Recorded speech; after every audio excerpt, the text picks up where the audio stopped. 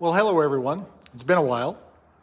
The purpose of this video is actually to act as a fact check on another YouTube personality that I was made aware of actually just night before last. Never heard of this guy before. And the reason I wanted to do that is I feel like this person who's got a fair amount of videos is doing a disservice to anybody who might be critical of the medical establishment and the political establishment vis-a-vis pandemic response measures and things like that. Obviously, I feel like there are a lot of legitimate, valid criticisms of, again, the medical establishment and, of course, our politicians, and there should be some debate that's being had surrounding that. Now, in some ways, it's a fool's errand to start making videos and talking about what you think should be done with respect to pandemic responses, because of course, no matter what you say, there's going to be people in all kinds of different camps who are going to tell you you're wrong-headed in one direction or another. It's sort of a thankless thing, and in some ways, I would rather keep my opinions about that to the ballot box or whatever. That is to say, though, I don't think it's unreasonable to suggest that we've made some errors in terms of, it seems to me like we have sort of gone to the position that science is somehow prescriptive and that health measures sort of are paramount and just trump everything else. And you don't need an economist to weigh in or a mental health expert to weigh in or many other people to weigh in. You can simply refer to some health official and take the dictates from there. And there are many criticisms that I think are legitimate of the WHO, of Dr. Anthony Fauci, of our health officials here in Canada. And so we'll leave that where it is. Again, what I think is unfortunate about this fellow, his name is John Cullen, is he is a self-labeled data and mapping expert, actually legend. He skips past expert and goes straight to legend. And he gets the data wrong. And I feel like that this not only discredits him and his channel, but more importantly, I think it discredits people in general who are skeptical or critical of the pandemic response by our government leaders and health officials, et cetera, et cetera. So I think it's important to point this out. This is what happens when people end up thinking they know what they're talking about, and then they end up analyzing data, getting it wrong, and then they just get rejected as conspiracy theorists, and sort of the baby is thrown out with the bathwater. You have everybody rejecting people who would be critical out of hand as just another quack conspiracy theorist who doesn't know what the hell they're talking about. And unfortunately, John doesn't know what he's talking about. I did make a comment response on one of his videos, and I said, it's important to understand the data that you're analyzing, and he basically said I was being bitchy, which I'm not sure if that's a technical term or what. He's a man. I sort of felt like he should be able to be treated as a man, and these are important subjects, so I'm not sure what that's all about. But he had one video actually entitled something to do with Crash Course on Bias, and I did find some value in that. He talks about bias and how it causes people maybe perhaps not to see the truth value in something that you're presenting to them, or how they might reject it out of hand without even looking at it, those sorts of things. There was some value in that. But what I thought was cute about that was he begins the video with a little clip of Stephen Wright, the comedian. And it's one of his greatest bits, I think, where he meets somebody and they greet each other, and the person points out, you're wearing two different colored socks. And Stephen Wright responds by saying, yes, but to me, they're exactly the same because I go by thickness. And I think that's a brilliant bit. And it's actually very thought-provoking if you think about it. It's that paradigm shift of how you look at things can be very, very enlightening. And it's something I spend quite a bit of time when I have the time, particularly in hot tub deliberations, thinking about that. I'll have a disagreement with somebody and can't believe how differently we view the world. And I try to see what I can do to sort of see it from a different point of view if I can, try to understand that. I think that's really interesting. But then the first portion of that video, after that little bit, sort of related to this, is to say, it's important to understand that which you are attempting to measure. Now, in other videos of his, there's one video entitled something along the lines of, are all these viruses the same? Something like that, like posed as a question. And in another video where he talks about fact-checking Tucker Carlson and Joe Rogan with respect to this big controversy that's been swirling around the idea of mask usage on kids, which Tucker Carlson sort of got himself into, and also Joe Rogan's talking about, healthy young people shouldn't really be getting vaccines. This is sort of what he's talking about. But in both of these two videos, the one about are these vaccines the same and the fact-checking one, he proceeds to go through some CDC and FluView website statistics. And this is where he gets it wrong. And we're talking way wrong. Now, the FluView website is kind of interesting because FluView will give you the opportunity to use interactive data charts and some other data points. And there's a slide that you can move, which will allow you to navigate amongst week by week data sets of influenza, pneumonia, and even they've added COVID-19 because, of course, pandemic or whatever. But what John does is instead of viewing the website as it is, he actually extracts the data out and he puts it into a free spreadsheet program on his Mac, and then he shows the data there. Now, I'm not sure why he does that. The interactive charts are actually pretty good. Now, before I get into that, and I might even just play a clip from one of his videos here, but before I do that, one other point I want to make that I think is extremely important, clearly, is he conflates pneumonia and influenza. Now, partially he does this because the CDC does this, and the International Statistical Collection of Disease, I can't remember the actual acronym for ICD, sorry. ICD, I think we're up to ICD 11 now. I'm very familiar with ICD 10 because I did some research on it. But this is a classification system for reporting diseases and causes of death, right? So, in that, influenza and pneumonia are actually a category of classifications. And then if you open them up, there are subcategories with all the codes that you would use to put on a patient's chart, for instance, for the purposes of data collection and statistics and labeling. And unfortunately, the CDC and the international bodies, they do this. They have a category called influenza and pneumonia.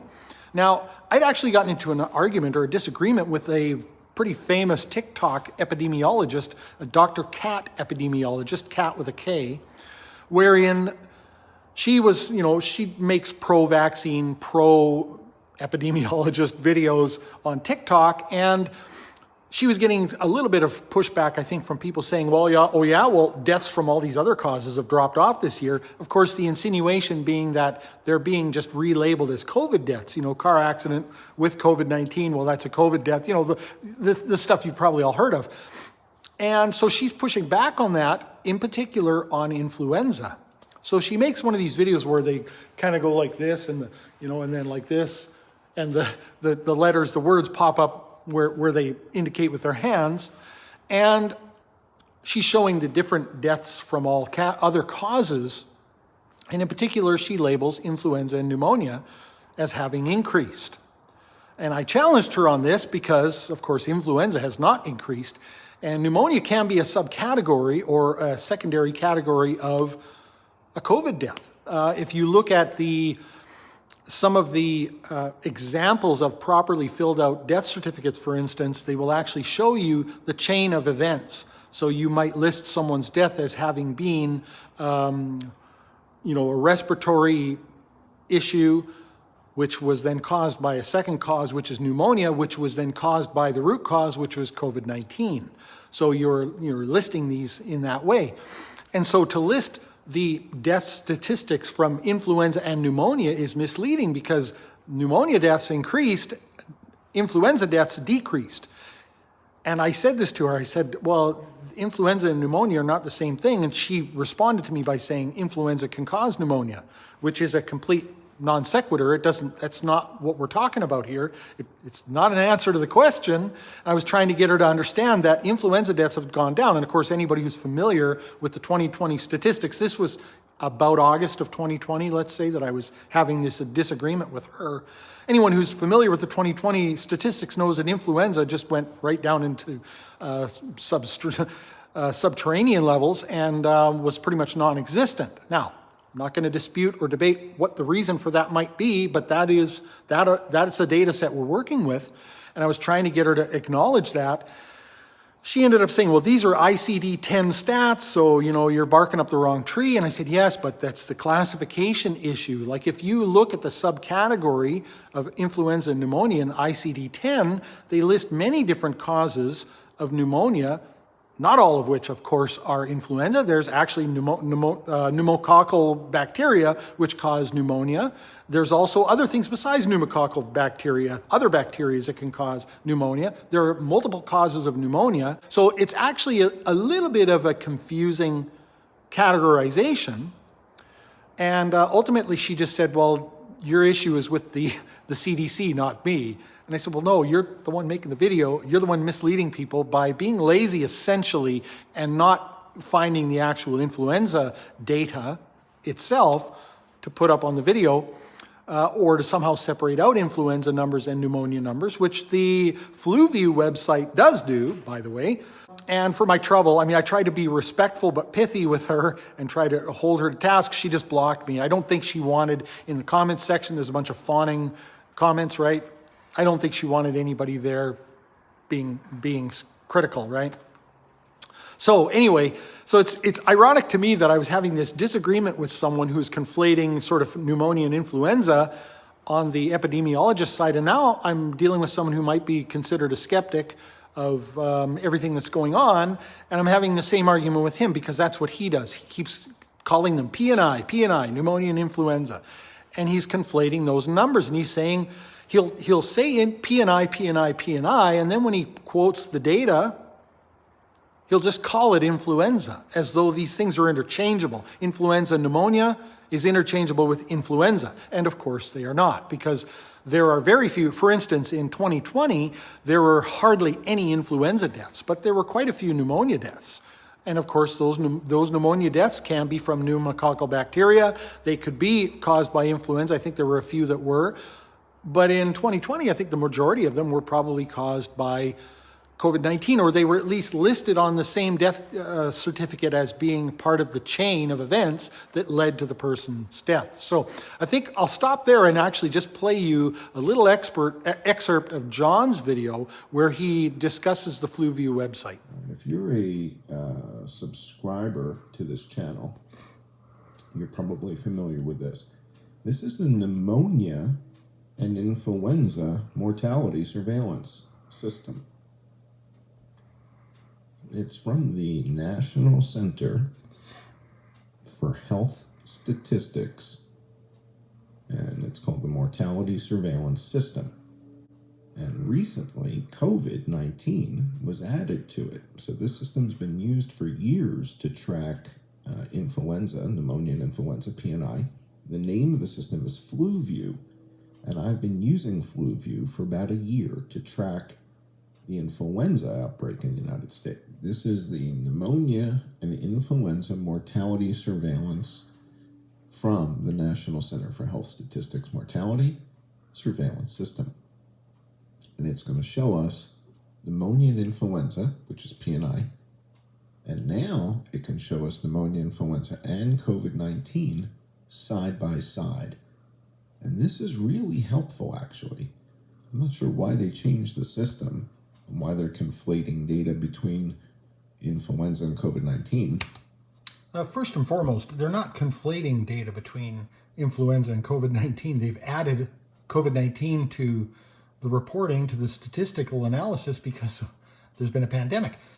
All right, so yes, and not only that, if anyone's conflating anything, it's him conflating P&I, which again, I understand because the classification system is a little bit confusing for the layperson, which is why it's important to be very careful, of course. Now, he says on there that he's been using the FluView website for a year. I've been on it for 1 day. And in fact, actually, I was shaving last night listening to this video of his, and I was picking out the errors already. I wasn't even watching his video. If you go onto the FluView website, and what ended up happening to me last night is I was going to make this video last night, and I was going to screen capture and show the errors of everything that he's doing. And I ended up feeling really ill for a while there. I don't know if I got like a little bit of food poisoning or what, and I ended up just having to abandon it. So I'm not going to do that because I don't have time now to go through and actually show you every step of the way where he gets it wrong. But I'll explain it to you, and if you watch his video, you can see his errors right on the screen. On his own screen, right, on the screen that he's showing you. But also, if you go to the FluView website and look at the same data set, all I did was I looked at the top of his browser, copied the address right out of there, pasted it into my browser, and there it was. And I could see exactly everything that's going on, up to and including the very serious errors that he was making.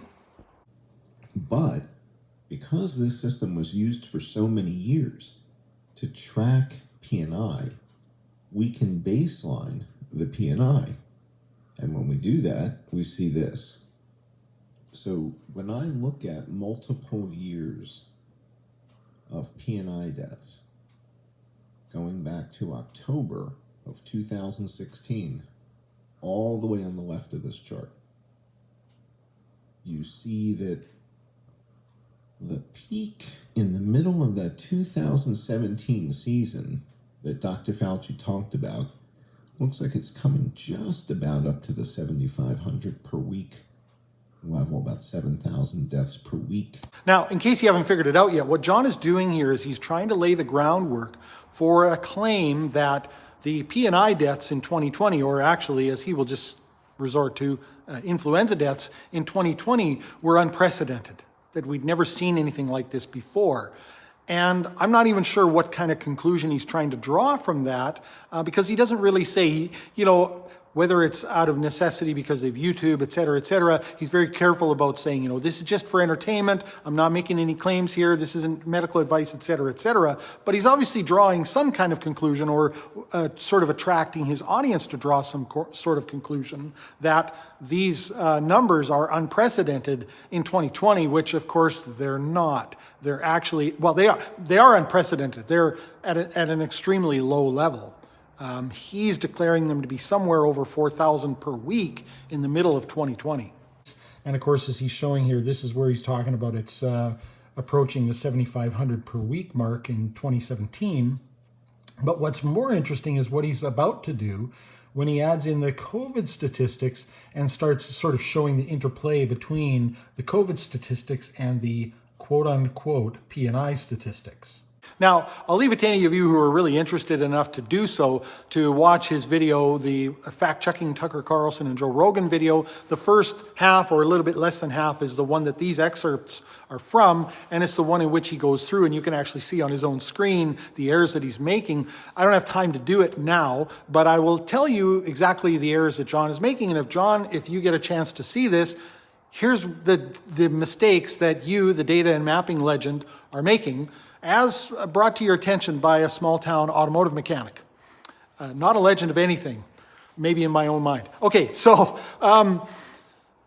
if you look at the FluView website, you will see the chart, the graph, and you can choose, I think it defaults, or at least from the web address that I copied and pasted from his browser, it defaults to the 2016 to 2020 window. And there's to the upper left, there is a week slider, so you can go through and you can choose different weeks, and you can drag it through. You can select pneumonia and influenza, or pneumonia, influenza, and COVID. There's two little hot buttons you can choose. And then the graph is below you. And then there's a drop-down box below all of that, and the drop-down box actually labels out the individual deaths of influenza, pneumonia, and COVID-19 by week. I think it's week, I'm pretty sure. This is all by week, right? In the United States of America. And then there's a big, ugly, red United States of America map. Sometimes it turns green, I think. So most importantly, he is conflating P&I. Of course, he's wanting to combine these two numbers, and they're not something you can combine. And in fact, you can tell that because if you look at the drop-down box at the bottom, if you look at a certain week, I think the peak week in 2020 for influenza, there were 43 deaths. Now, he's declaring it to be 4,000 something, but if you count across the rows, influenza, pneumonia, and COVID-19, and then total deaths, you will notice that the total deaths are not as much as the individual categories would add up to. Why is that? Well, because some of these pneumonia cases would also be included in a COVID death or in an influenza death, for instance, right? So they're making sure that they're not double counting because, of course, again, we have chains of events that are causal in someone's death. So you might want to, for the purposes of statistics, list that someone died of influenza or COVID-19. You may also want to list that, they had pneumonia. But it's important that that's still classified as a single death. Now, John must not have even looked at that drop-down box below. I don't know, because he's making these declarations about how we had an unprecedented number of influenza deaths in 2020, and he's using the data going back to 2016, including the high point in 2017, to say, look at 2017 was supposed to be the worst year in a long, long time, but yet in 2020, it's gone way off the charts and no one's talking about it. Well, no one's talking about it because it's not a thing, John. So the other thing that I noticed, of course, if you look at the actual chart now, the chart of 2016 through 2020, and you see the data points across the chart, there are two scales. There's a scale on the right-hand side of the chart and there's a scale on the left-hand side of the chart. And they're different scales, of course, because they're trying to show you different measurements. And data and charts do that all the time, of course, because not everything conforms to the same scale. So we might put different scales on either side of the chart. It's important that the data point you're looking at, you're referring to the correct scale for that data set. Even worse. And this is, again, I don't know why John feels the need to download these things and then put them in his own spreadsheet and use that spreadsheet for analysis, because these are pretty good interactive charts that are on this FluView website. If you look at the chart, there are a number of different data points, and I can't remember them all, but there is, of course, a COVID-19 death chart, so you can view that, and the graph or the scale on the right-hand side of the chart, I think, is for that. So you can see at one point, the highest point, it went to over 15,000 deaths in a week at the highest peak. And then at the very bottom of the screen, hidden from the legend John Cullen's view, is the influenza numbers. And it's in a faint orange kind of color. And it comes along the bottom and it bumps up a little bit, 2017, it's got a little bump. And then at 2020, it's pretty much invisible on the map.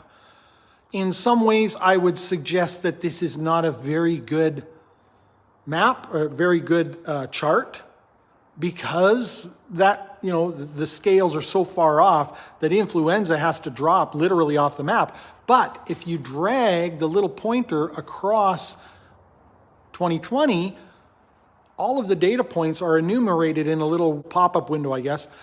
They're all enumerated in there, and you can drag it across and you can see influenza and you can see the number. And I think because of the way that thing goes across the screen, I couldn't get it to go to any more than about 32 or 34. Whereas if you look down in the drop-down box below, it's 43 is the highest that I could find. So it's not perfect, right? It's a coarse drag across the screen. But either way, it ain't no 4,000 or 4,600 or whatever it is weekly influenza deaths that John is claiming. It's fucking nothing, actually. Comparatively so. Now, because P&I includes, of course, influenza and pneumonia, the pneumonia numbers do increase. And they rise and fall, ironically, in a similar pattern as the COVID deaths rise and fall. All right, so just a couple of points of clarification as I'm sort of editing this video, obviously in the evening, with respect to a couple of things I couldn't quite remember that John was talking about. So what John has done here essentially is he has conflated pneumonia and influenza itself. The problem with that, of course, is there are many potential causes of pneumonia. So it's not a good idea to interchangeably use these two things because they are not these two terms because they are not the same thing. And especially when you have the introduction of coronavirus, which can actually induce pneumonia. And if you look at some of the data, you can see how that works. Because generally speaking, in most flu seasons, influenza and pneumonia actually track each other fairly well because a lot of the pneumonia deaths are going to be induced by influenza. And when you have a drop in influenza during the off season for influenza, you still have some pneumonia deaths. Arguably, those are probably from pneumococcal infections or something else. One thing I should say too, John does mention at one point that there's no such thing as not the influenza season, because people are always dying and it sort of levels off, but it doesn't really do much. And it's just that people stop freaking out about it. Again, this underscores the conflation that he's making between influenza and pneumonia, because what he's looking at are the P&I numbers, and that is a fairly stable data set. I mean, it has peaks and valleys, but it's always pretty constant. There's a consistent number of pneumonia deaths, pretty much always. Whereas if you do what John should have done and you single out influenza-coded deaths, you will find there are distinct seasons always, and in between those seasons there are very few coded influenza deaths at all. The anomaly actually in the 2020-2021 season was that actually the influenza dropped off almost entirely, whereas John thinks that it was an unprecedented amount because, again, he's conflating influenza and pneumonia, P&I, as he keeps calling it. Just to clarify a couple of numbers, I think I said that the most that I could find was 43. If you look at the 2019 to 2020 season,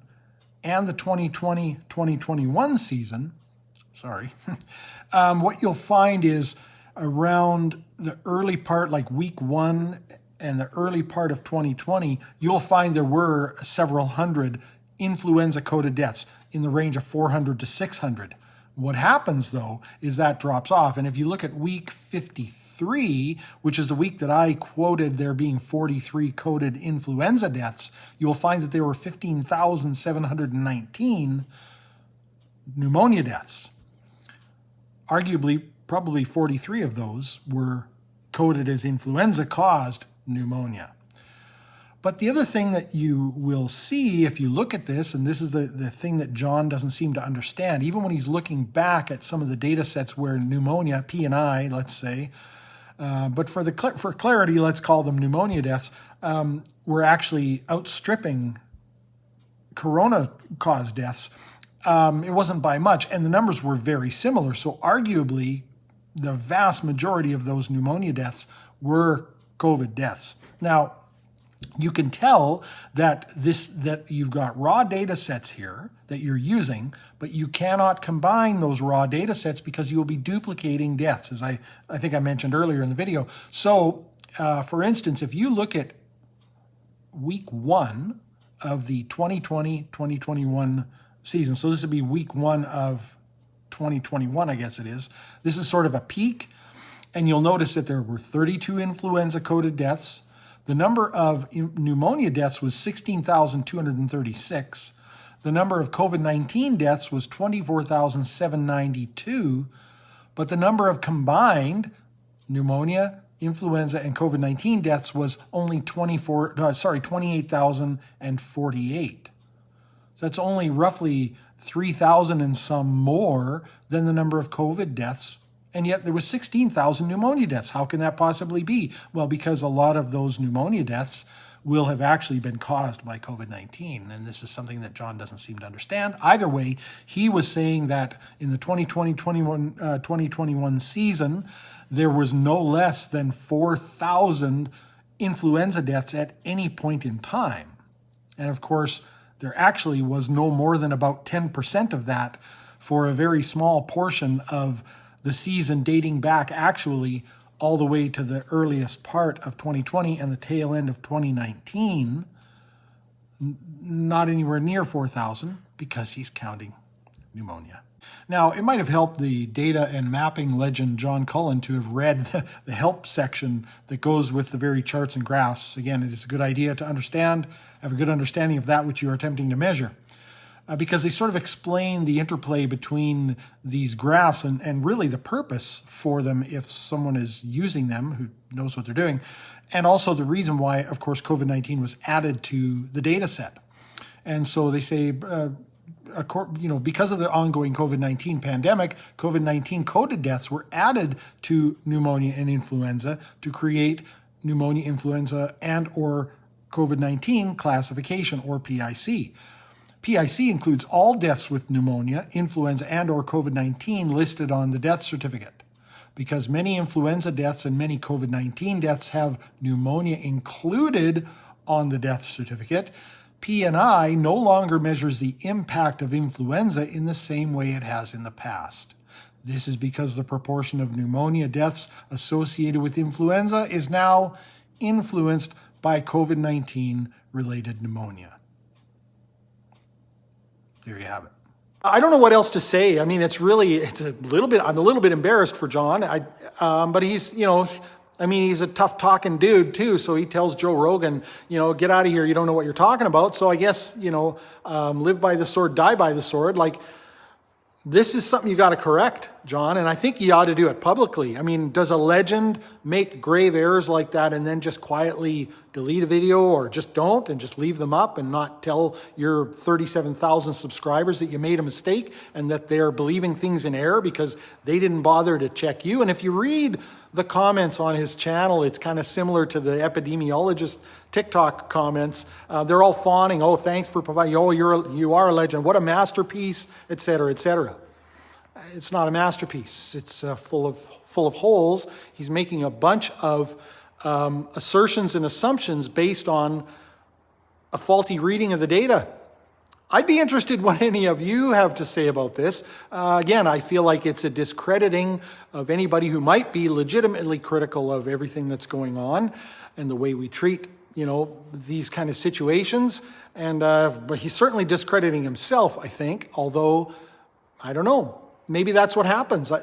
This is kind of the cult of personality thing that goes on in social media nowadays.